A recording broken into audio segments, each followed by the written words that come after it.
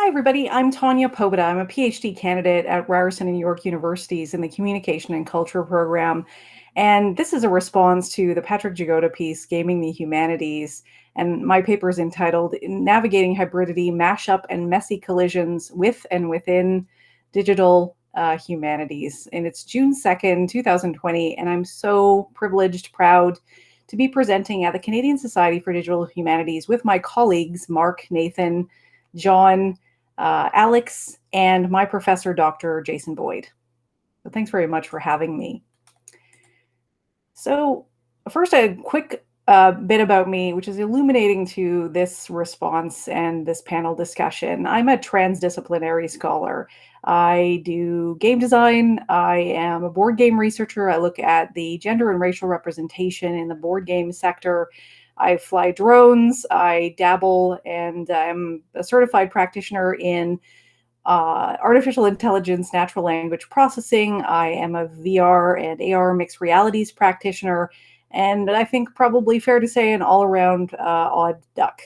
And I am extremely lucky and privileged that I got to meet Dr. Jason Boyd, who has been an incredibly generous and supportive mentor, has brought me into the digital humanities and into game scholarship, and it really enriched my academic experience and scholarship with his generosity and patience. I have been using digital humanities tools to analyze games for some time now. And, here's an example of a recent project that I did where I used robust text analysis to analyze discourses and discussions that surround the board gaming hobby around gender inclusion. So I use text analysis to look at games, board games specifically, to determine how gender inclusive the rule books were. And, was he used more predominantly in reference to player? And spoiler alert, yes, I did in fact find that he was more frequently used in reference to player. And, I've been doing text analysis for a lot of years, decades. In fact, I started my career as a reporter and did a tremendous amount of content analysis back in the day when microfiche was one of my ways into certain stories.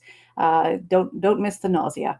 But I was using text analysis and language frequency, sentiment analysis, lots of different textual analysis to analyze trends in media.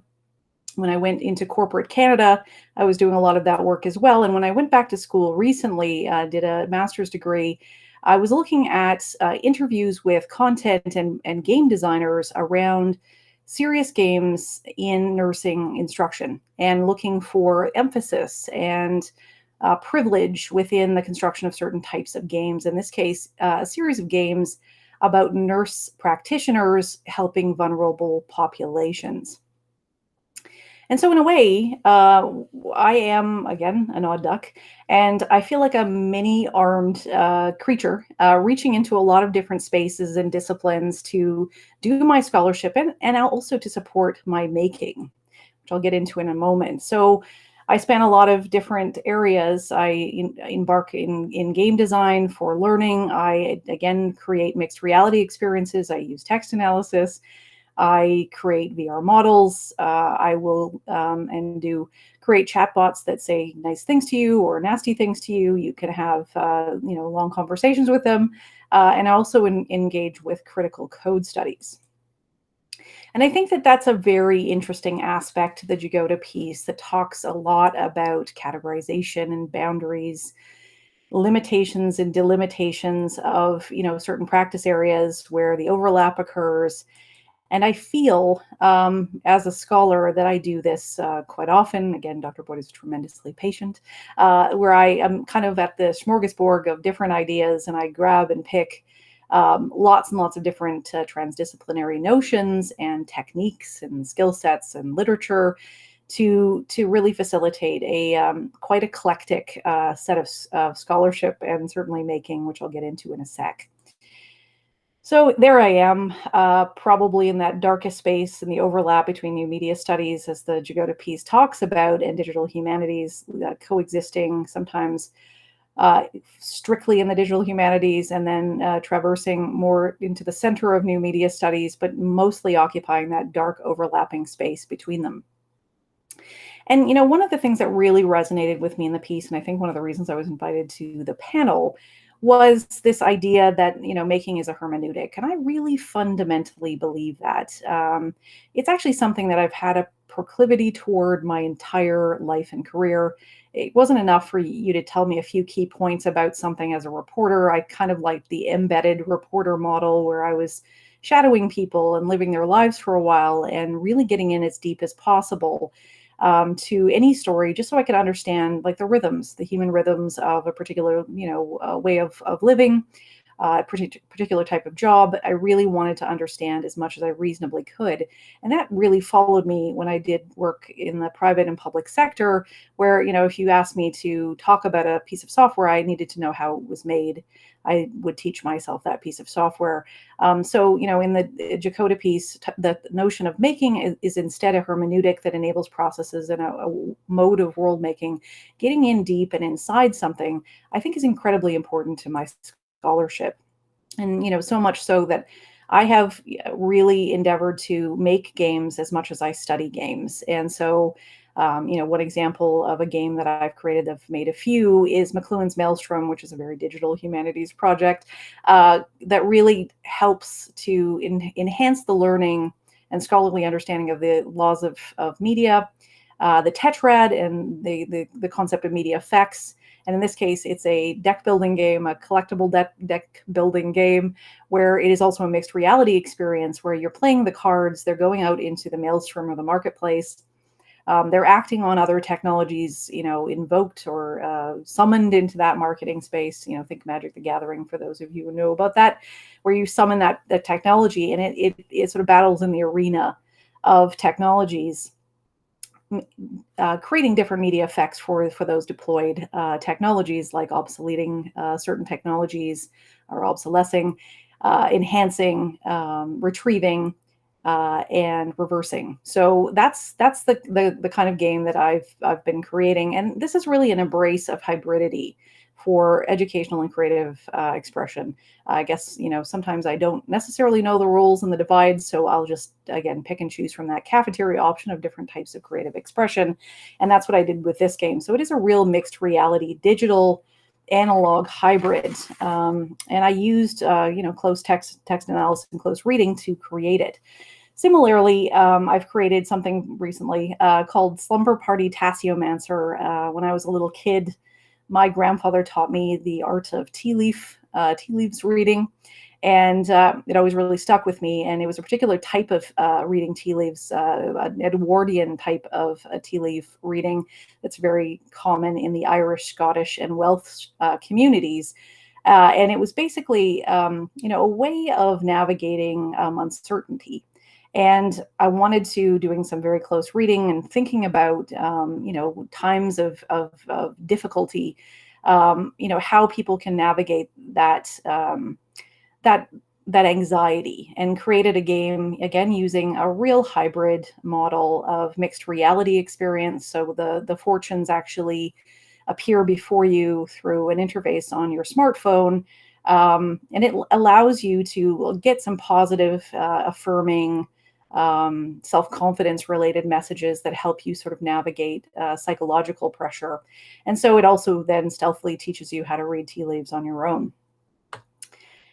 And so, this is just a quick other image of some of the cards in the deck, and the cards are all round like a teacup or tea saucer, and again have that overlay. And I think the reason I raise these two games that I've created is, again, the richness of the making experience in grabbing from these different disciplines and techniques really helped to deepen my understanding of what's currently happening in game scholarship, because I consider myself primarily a game scholar. And, so we're trying to tease out the disparate threads of different genres from a whole cloth of just creative expression, cultural expression. It's very, very difficult. And I present to you a real conundrum for game scholars right now. I just attended, at time of recording, Bradley Tabletop Symposium, where a lot of the scholars that I listened to were really grappling with what are analog games, what are board games, what are tabletop games, and what are digital games, because there's a real collision and mashup occurring right now in the wider cultural practice of gaming. And I think the really, really interesting thing, as I say in the abstract, this is Chronicles of Crime, which I describe as a multimodal, 3D VR Frankenstenian mashup, which is a literary experience. It's essentially a book of content. It's digital because you have experiences in mixed reality. You have to have experiences in mixed reality. Depending on the time of day, you actually get different information. It's also a board game. It's, again, a 360 VR experience. It's cooperative, and you're communing with certain information in, analog and digital spaces. And I watched a lot of scholars I very much admire really grappling with, okay, what is this? Is this a film? Is this a book? Is this a video game? Is it a board game? So it is a very, very interesting time in which we're all living. And there are lots of different examples of games like this, hybrid games that are extremely difficult to categorize, and who gets to kind of take a crack at analyzing that. So it's awkward, it's complex, it's mashup, it's collision, and that really does present a problematic for scholarship. And again, here's just another example of Chronicles of Crime. And again, a really, really fascinating game experience that just is genre bending and, straddles so many different worlds. And so, the last thing that I really want to say about the Jagoda piece that we're responding to is that the privileging and the really, I think, correct exuberance about gamification is definitely in the piece. But I know it sounds like an odd thing for a designer, a game designer, and a game scholar to be saying, but I really want to issue a bit of a warning around gamification. And this is something that really comes out of the research that I did, specifically around games as serious games for learning. Not everybody is games literate, and that's something that I have definitely collected from a lot of different sources, and I know you've seen it too. Not everybody is read into the semiotic and design grammar, as Guy calls it, of gaming. There's that's a whole world, a universe, a language, a visual experience to learn. And if you're not read in, it's like starting, a mini series, 20 season mini series at the tail end. You're going to have a lot of difficulty catching up. And so for the really discussion around gamification and how important it is and how it's subsuming a lot of things and being integrated and permeating our everyday life, this is true.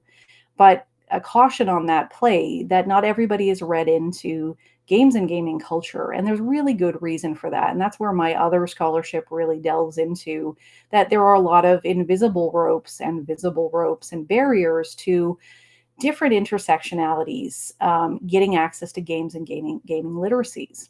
And that's a huge problem. So we assume that, affluent publics in North America, like games. We all like games. Everyone likes games, but not everybody has the privilege, leisure, time, inclination, and again, systems or design grammar literacies of games to really fully participate in that area. And, as Guy notes, and I share in the abstract, games literacy is a multiplicity of literacies. And that is another issue where that mashup needs to occur. You must be a great reader. Basic sort of like written material literacy. You must have a knowledge of the lore of games that came before to really truly understand games at a deeper level. You must understand the semiotics of games, which often are not explained in any way. And so when you're encountering that and, you want to journey into the heart of the game and you don't have the skill set required, it can be enormously frustrating. And particularly as we see education and other aspects of life really buying into that gamification model. And so that's a caution on that play. And for different intersectional personalities, women, BIPOC individuals, LGBTQ, non-binary individuals, they don't always have access to games and gaming spaces for a variety of very, very difficult societal reasons. Toxic behavior in gaming spaces, the socioeconomic barriers to gaming. And that's a very important thing, I think, as we think about the prioritization of gamification in all of these different aspects of life. So I just wanted to share that. So this is just my quick overview of the presentation. I look forward to talking to the panel quite a bit more about this. You can find me on Twitter at Pobeda Tanya. So that's my last name and my first name together. Or my email address at tpobeda@ryerson.ca.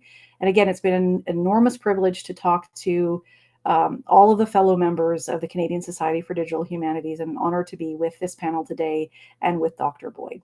Thanks so much.